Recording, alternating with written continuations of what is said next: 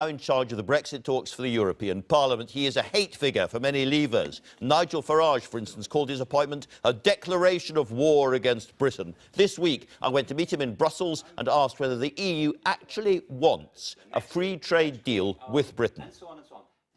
What we want as the European Parliament is an association agreement. And in this association agreement, there will be a free trade deal inside. Because we think that the future relationship with Britain needs to be broader than only trade and economics. So you do want a free trade agreement as part of that. So there should be no real problem in achieving that, given that our regulations are pretty much similar. May I rectify a little bit? We want, in fact, more than a free trade. We should like to have, for example, Britain still in the single market, Britain member of a European economic area, Britain member of a customs union, and so on. But the trouble with your vision is it's basically Britain staying inside the EU but without a vote. Now, that's more the question about transition, what you're talking about. Let's talk about transition. They will talk about transition, I hope so, in the coming weeks. And transition is mainly the continuation of what we call the existing rules, the existing policies, without having a say. That's true, because Britain will not, in the transition, will not be longer present in the European Parliament, in the European Commission, in the European Court of Justice, and in the European Council. See, Boris Johnson says that it would be intolerable and undemocratic for us to have to accept new rules, new changes in the rules, without even being in the room while they're made. But we have not decided for Britain to leave, and we have not.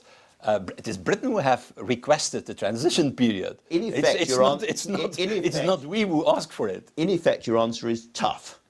Why it's tough? It's normal when there is a transition. So we are not against the transition. Okay. I think a transition is even necessary, because you need a period necessary to discuss and to negotiate the future relationship. But it's normal that in a transition you simply continue the existing rules and the existing policies. A big problem at the moment in the transition talks is about the free movement of people. Yep. Now, Theresa May says that it's not the same for somebody to come from the continent of Europe and settle in Britain during the transition period, already knowing that Britain is leaving the EU. That's a different life choice, if you like, from somebody who joined before we decided to leave. So why should people coming during the transition period have all the rights to people who came before? Yeah, because transition is simply the continuation of the existing situation. And with respect, that's a bureaucratic answer. No, that's not a bureaucratic answer. I will give you the answer. It's not acceptable for us that rules will continue without change for financial services, for goods, for whatever other business, and only for the citizens, their situation will change. That is penalizing citizens. Why should everything continue for services, for goods, for imports, exports, and only for the citizens? They will be worse off. That is for us not acceptable. We even not want to talk about it. But they know what the situation is. They know Britain is leaving, and then they still want to... But Britain asks for a transition. Britain needs a period from now on, let's say, until the end of 2020, to prepare itself. So then it's normal. But the rights and the duties will be the same in transition. That counts also for the UK nationals living on the continent. Theresa May says that her position is a red line. You are absolutely the same. Our position is a red line. There is no meeting of minds on this. It is possible the entire transition period will fail. What happens then?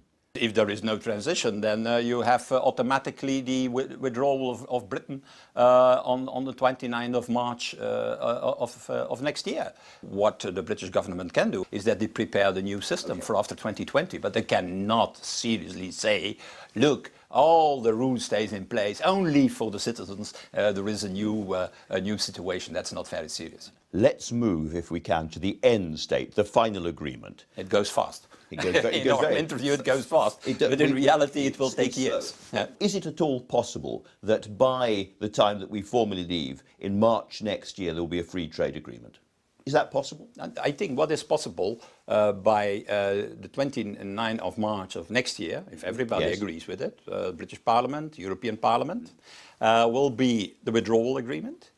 Inside that withdrawal agreement also an agreement on the transition, for example, of 2 years, the end of 2020 or the beginning of 2021. And the third thing what will be possible is an annex, a political declaration describing more or less in detail, I should say, what the future, what the future relationship will be. And then we will use the transition period to clarify this political declaration in an international agreement. So that are the three things: withdrawal agreement, inside the withdrawal agreement, the transition deal on transition, and an annex, a political declaration describing in detail already, because everybody has an interest to do that in detail, not to have misunderstandings afterwards, describing that future relationship. Now, it's fairly clear, it's not completely clear yet to us, what Theresa May is going to ask for. David Davies described it to me as Canada plus, plus, plus. And what he meant by that was a free trade deal, no tariffs, no non-tariff barriers for goods, cars and so forth, but special agreements on things like financial services. That's what they're going to ask for. And again, is that not reasonable to do that kind of special bespoke arrangement? Yeah, but that will not be the outcome of this negotiation. That cannot be the outcome. Why not? No, the outcome will be, there can be not a type of saying, oh, this is interesting, that we like, this is not interesting for us, we dislike and we don't want it. What will be in that part of the association agreement, we will see. Financial passports will not be there anymore, because that's the actual system. You need to be a part of the single market to have that. So that will be a far more difficult negotiation than simply to say, oh, we like financial services, we put it in, we don't like this sector, and we put it out. But that will be for the future, that will be not now. There's disagreements on the European side, the continental side as well about this. The Italian Prime Minister said, for instance, it would be unthinkable not to have financial services as part of the agreement. Yeah, but there will be certainly something about financial services, but there will be also something about regulatory equivalence then, because what we don't want is that with this whole agreement, we establish a type of a financial center that is competing with the continent not in a serious way, by every time lowering taxes, lowering the type of rules, so that we create a competitive disadvantage for You're worried about a race to the bottom. Financial services. Yeah. We want a level playing field for that. So that's the key in all this. There has to be a level playing field in this, and no competitive advantage, neither for the Europeans and not for the British side. There are a lot of people in Britain who want to diverge in some areas and carry on converging in others. But that's what you allowed for Japan, that's what you allowed for Canada. Yeah, but there is a big difference. With the Japan trade agreement and with the Canadian trade agreement, what we try to do is to converge. While what Britain is asking for is, a request for divergence in a number of fields. And that we don't want. We understand that, okay, Britain wants to diverge in a number of fields and regain its sovereignty, but they have to take then also the consequences of it. If you diverge, yeah, it will be... Sounds a little punitive. No, it's not punitive. It's normal. It's your decision. It's a decision of the British people. To go out and to like divergence, and that's the big difference. So I'm Theresa May now, or I'm Boris Johnson now, and I come to you and I say Canada plus plus plus. You say no chance. Is that right? No, I'm not saying that. Everything is depending on the red lines of the British side. I say single market is the best solution for the British industry and the British economy, but the British government doesn't want that, because the red line is no freedom of movement of people. I say the second best option for Britain is a customs union.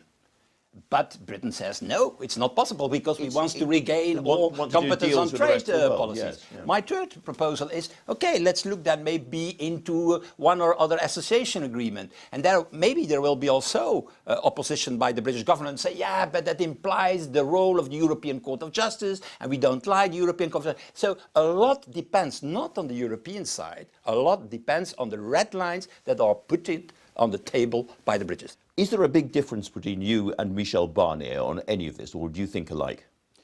No, the specificity of the European Parliament is that we're going to be very keen on the issue of the citizens' rights. And we are very worried, I can tell you, and I want, if you give me the opportunity to say that to the British public, very worried about this. It's going to be a bureaucratic nightmare, the system for the EU citizens living in Britain and for the UK nationals living on the continent. We want a system for the EU citizens for the future who is very simple. A simple declaration by them has to be sufficient to continue to have their rights. Can I ask what happens if, perhaps over this issue, the European Parliament votes down the deal or the British Parliament votes down the deal? What happens if the deal is voted down? Then there is a Brexit on the 29th of March without any arrangement. That is what is happening. But I presume that is happening, I presume, I have only a small experience as a politician in Belgium and in Europe, so not in Britain. But I presume that if that is happening, for example, UK Parliament voting down the deal, there will be, I presume, a crisis in British politics. I presume maybe an election, maybe after that election a new government, and maybe a new position of that new government on Brexit. So I call it, may I call it like that, unknown territory? That's unknown territory. Mr. Verhofstadt, thanks very much for talking to us. Thank you.